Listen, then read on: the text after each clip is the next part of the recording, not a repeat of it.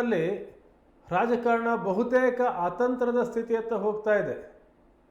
TVK ಅತಿ ಹೆಚ್ಚು ಸ್ಥಾನಗಳನ್ನು ಗೆದ್ದು ಬಹುಮತ ಪಡೆಯಲಿಕ್ಕೆ ಸಾಧ್ಯ ಆಗ್ತಾ ಇಲ್ಲ. ಕೊನೆಯ ಗುರಿ ಮುಟ್ಟುವಲ್ಲಿ ತಡವರಿಸ್ತಾ ಇದೆ.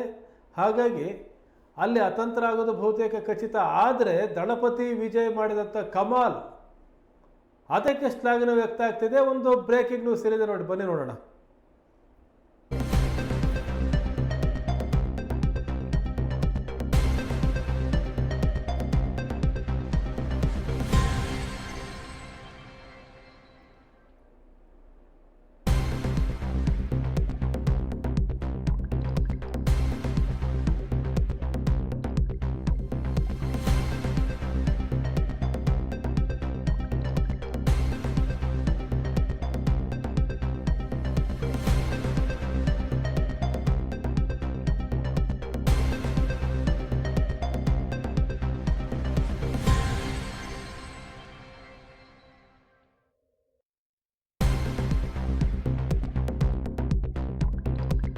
ಸ್ಥಾನಗಳ ಸಂಖ್ಯೆ ಕಡಿಮೆ ಆಗ್ತಾ ಇದೆ. 105, 106, 104 ಹಿಂಗೆ ಬರ್ತಾ ಇದೆ. ಅಲ್ಲಿ ಗೆಲ್ಲಿಕ್ಕೆ ಏನು ಬೇಕು 118, ಅದನ್ನು ಪಡಲಿಕ್ಕೆ ಟಿವಿಕೆಗೆ ಕಷ್ಟ ಆಗ್ತಾ ಇದೆ. 105 ಸ್ಥಾನದಲ್ಲಿ ಲೀಡು 107 ಏನಿತ್ತು, 108 ಇತ್ತು. ಈಗ ಸ್ವಲ್ಪ ಲೀಡ್ ಕಡಿಮೆ ಆಗ್ತಾ ಇದೆ.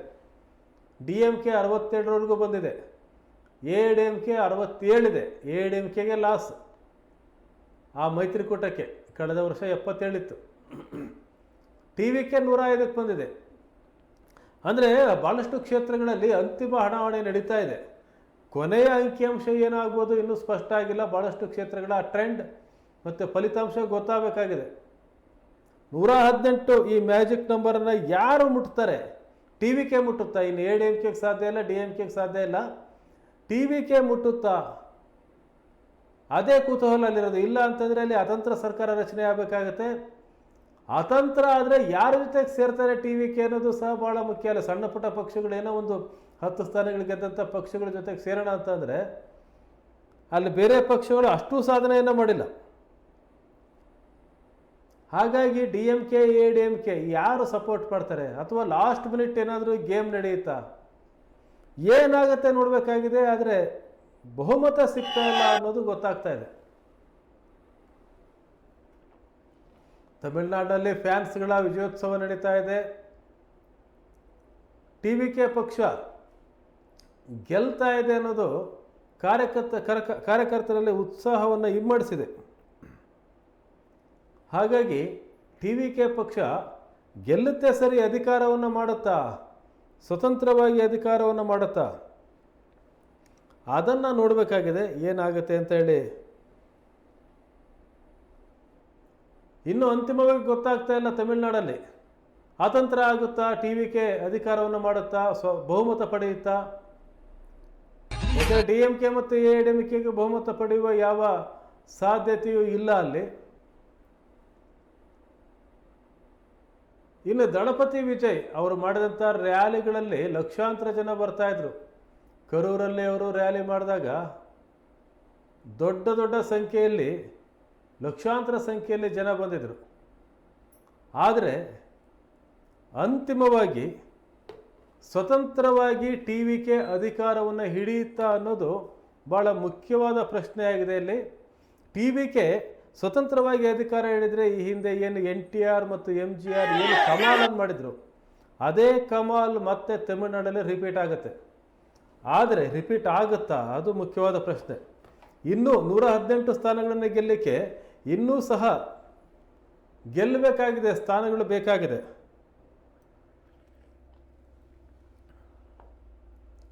ಆದರೆ ವಿಜಯ್ ಫ್ಯಾನ್ಸ್ಗಳಲ್ಲಿ, ಅವರ ಅಭಿಮಾನಿಗಳಲ್ಲಿ ಸಂಭ್ರಮ ಮನೆ ಮಾಡಿದೆ. DMK ಮತಗಳನ್ನು ತನ್ನ ಬುಟ್ಟಿಗೆ ಹಾಕಿಕೊಂಡಂಥ ಒಂದು ಸಾಧನೆ ಟಿವಿಕೆಗೆ. ವೋಟ್ ಕಟರ್ ಸರಿ, ಆದರೆ ಗೆಲ್ಲದೆ ಇರ್ತಕ್ಕಂಥ ವೋಟ್ ಕಟರ್ ಅಲ್ಲ ಅಂತ ಸಾಬೀತು ಮಾಡಿದ್ದಾರೆ ವಿಜಯ್. ವೋಟ್ ಕಟ್ ಮಾಡಿದರೆ, ಜೊತೆಗೆ ಗೆದ್ದಿದ್ದಾರೆ, ಪಕ್ಷವನ್ನು ಗೆಲ್ಲಿಸಿದ್ದಾರೆ. ಹಾಗಾಗಿ ದ್ರಾವಿಡ ನೆಲದಲ್ಲಿ ದಳಪತಿಯ ಕಮಾಲ್ ಕಾಣಿಸ್ತಾ ಇದೆ. ಅಧಿಕಾರದ ಚುಕ್ಕಾಣಿ ಹಿಡಿಲಿಕ್ಕೆ ಇನ್ನೊಂದು ಸ್ವಲ್ಪ ಮುಂದಕ್ಕೆ ಹೋಗಬೇಕು.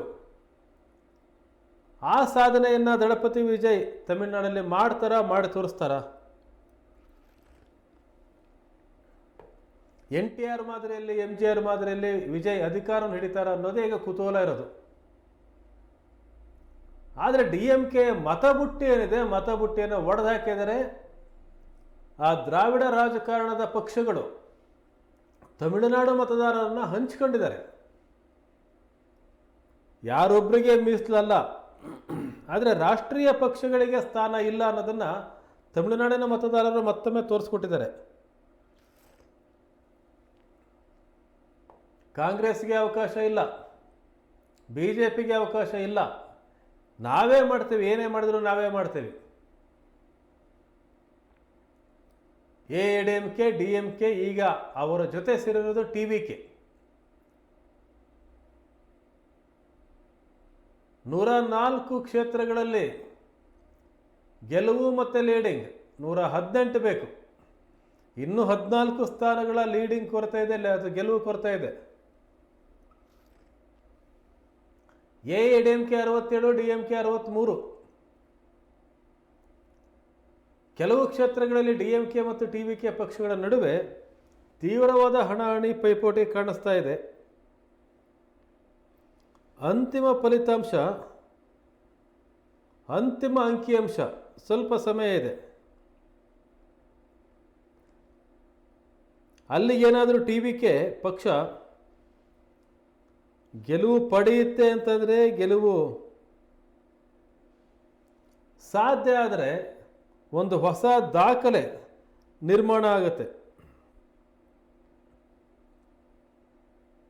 ತಮಿಳುನಾಡಲ್ಲಿ TVK ಎಲೆಕ್ಷನ್ ಕಮಿಷನ್ನ ವೆಬ್ಸೈಟ್ನ ಪ್ರಕಾರ 110 ಸ್ಥಾನಗಳಲ್ಲಿ ಲೀಡಲ್ಲಿದೆ TVK. AIADMK 56 ಸ್ಥಾನಗಳಲ್ಲಿ ಲೀಡಲ್ಲಿದೆ. DMK 49 ಸ್ಥಾನದಲ್ಲಿ, PMK 5 ಸ್ಥಾನದಲ್ಲಿ, ಕಾಂಗ್ರೆಸ್ 4 ಸ್ಥಾನದಲ್ಲಿ ಲೀಡಲ್ಲಿದೆ.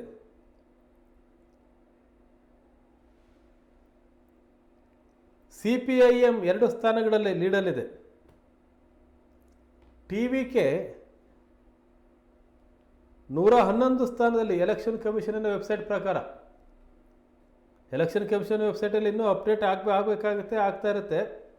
ಆದರೆ ಆ ವೆಬ್ಸೈಟ್ ಪ್ರಕಾರ 111 ಲೀಡಲ್ಲಿದೆ.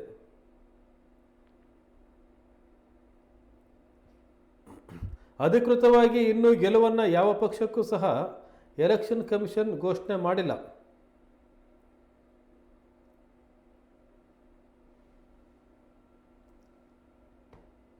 TVK 104, AIADMK 63, DMK 67. ಇದು ತಮಿಳುನಾಡಿನ ಸದ್ಯದ ಚಿತ್ರಣ. Magic number 118 ತಲುಪಬೇಕಾಗಿದೆ. TVKಗೆ ದಳಪತಿ ವಿಜಯ್ ಅವರ ಸಿನಿಮಾಗಳನ್ನು ನೀವು ನೋಡಿರ್ಬೋದು, ಅಬ್ಸರ್ವ್ ಮಾಡಿದ್ರು. ಅವ್ರಿಗೆ 55 ವರ್ಷ 60 ವರ್ಷ ಆದರೂ ಸಹ ಕಾಲೇಜ್ ಸ್ಟೂಡೆಂಟ್ ಪಾತ್ರವನ್ನು ಮಾಡ್ತಾಯಿದ್ರು. 55 ವರ್ಷ ಆದರೂ ಸಹ ಆಮೇಲೆ ಬೇರೆ ಪಾತ್ರಕ್ಕೆ ಅವರು ಹೋಗೋಕ್ಕೆ ಶುರು ಮಾಡಿದರು. ಆದರೆ ತಮಿಳುನಾಡಿನ ಜನ ಅವರನ್ನು ಯಾವಾಗಲೂ ಯಂಗ್ ಆ್ಯಂಡ್ ಎನರ್ಜೆಟಿಕ್ ಆಗಿ ನೋಡೋಕ್ಕೆ ಇಷ್ಟಪಡ್ತಾಯಿದ್ರು. ಅಂಥ ಸಿನಿಮಾಗಳೇ ಹಿಟ್ಟಾಗ್ತಾಯಿದ್ವು. ಒಬ್ಬ ಪಡ್ಡೆ ಹುಡುಗ, ಟಪೋರಿ ಹುಡುಗರ ಥರ ಅವರ ಮ್ಯಾನರಿಸಮ್, ಅವರ ಸ್ಟೈಲ್ ಇತ್ತು. ಜಂಜಿ ಯುವಕರನ್ನು ಯುವತಿಯರನ್ನು ಆಕರ್ಷಿಸುವಂಥ ಪಾತ್ರಗಳಿರ್ತಾಯಿದ್ವು, ವ್ಯಕ್ತಿತ್ವ ಇರ್ತಾಯಿತ್ತು. ಆದರೆ ಅವರು ಚುನಾವಣೆಗೆ ಎಂಟ್ರಾಗಿದ್ದು ಸುಮ್ಮನೆ ಎಲ್ಲ, ಭಾಳಷ್ಟು ತಯಾರಿಯನ್ನು ಮಾಡ್ಕೊಂಡು ಎಂಟ್ರಾಗಿದ್ದಾರೆ ಅವರು. ಕಮಲ ಸಂತರ, ವಿಜಯಕಾಂತರ ನಾನು ರಾಜಕಾರಣವನ್ನು ಮಾಡ್ತೀನಿ, ಸಿನಿಮಾವನ್ನು ಮಾಡ್ತೀನಿ ಆ ಥರ ಬರಲಿಲ್ಲ. ನನ್ನ ಕೊನೆಯ ಸಿನಿಮಾ ಜನನಾಯಕನ್ ಅಂತ ಘೋಷಣೆ ಮಾಡಿದರು. ಕೊನೆಯ ಸಿನಿಮಾ ಜನನಾಯಕ ಅಂತ ಘೋಷಣೆ ಮಾಡಿ ಚುನಾವಣಾ ಕಣಕ್ಕೆ ಬಂದರು. ಅಂದರೆ ರಾಜಕೀಯವನ್ನು ಗಂಭೀರವಾಗಿ ತಗೋತೀನಿ ಅಂತಕ್ಕಂಥ ಸಂದೇಶವನ್ನು ಮತದಾರರಲ್ಲಿ ಕೊಟ್ಟರು. ಇಡೀ ರಾಜ್ಯಾದ್ಯಂತ ಪ್ರವಾಸವನ್ನು ಮಾಡಿದರು. ಅವರ ರ್ಯಾಲಿಗಳಿಗೆ ಕಡಿವಾಣ ಆಗ್ತಕ್ಕಂಥ ಪ್ರಯತ್ನವನ್ನು ಎಲೆಕ್ಷನ್ ಕಮಿಷನ್ ಮಾಡ್ತಾ ಅವಾಗವಾಗ. ಎಷ್ಟೋ ರ್ಯಾಲಿಗಳಿಗೆ ಪರ್ಮಿಷನ್ನೇ ಕೊಡಲಿಲ್ಲ. ಆದರೂ ಸಹ ಮತದಾರರು ಅವರ ಪರವಾಗಿ ಒಲವನ್ನು ತೋರಿಸಿದರೆ 104 ಸ್ಥಾನಗಳಲ್ಲಿ ಲೀಡಿಂಗಲ್ಲಿದೆ. ಆದರೆ ಅಲ್ಲಿ ಬೇಕಾಗಿರೋದು 118.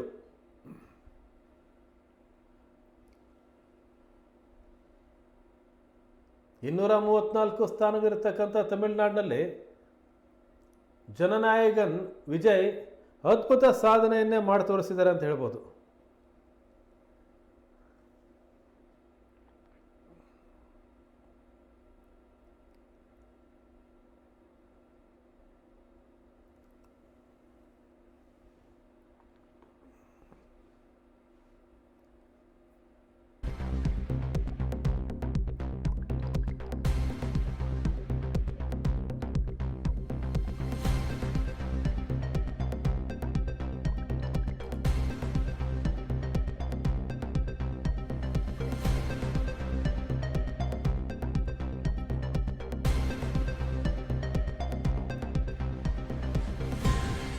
ದಳಪತಿ ವಿಜಯ್ ಪೆರಂಬೂರು ಕ್ಷೇತ್ರದಲ್ಲಿ ಅವರು ಸ್ಪರ್ಧೆಯನ್ನು ಮಾಡಿದರು. ಅಲ್ಲಿ ಲೀಡನ್ನು ಪಡೆದಿದ್ದಾರೆ.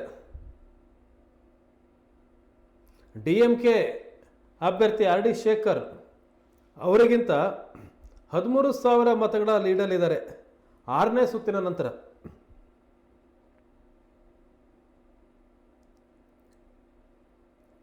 PMK, NTK ಇನ್ನು ಬೇರೆ ಬೇರೆ ಪಕ್ಷಗಳು ಯಾವುದೇ ಹೆಚ್ಚು ಸಾಧನೆಯನ್ನು ಮಾಡಲಿಕ್ಕಾಗಿಲ್ಲ. ದಳಪತಿ ವಿಜಯ್ 34,000 ಮತ ಪಡೆದಿದ್ದರು 6ನೇ ಸುತ್ತಿನಲ್ಲಿ. RD ಶೇಖರ್ 20,000 ಮತವನ್ನು ಪಡೆದಿದ್ದಾರೆ, ಅಲ್ಲಿ ಲೀಡಲ್ಲಿದ್ದಾರೆ.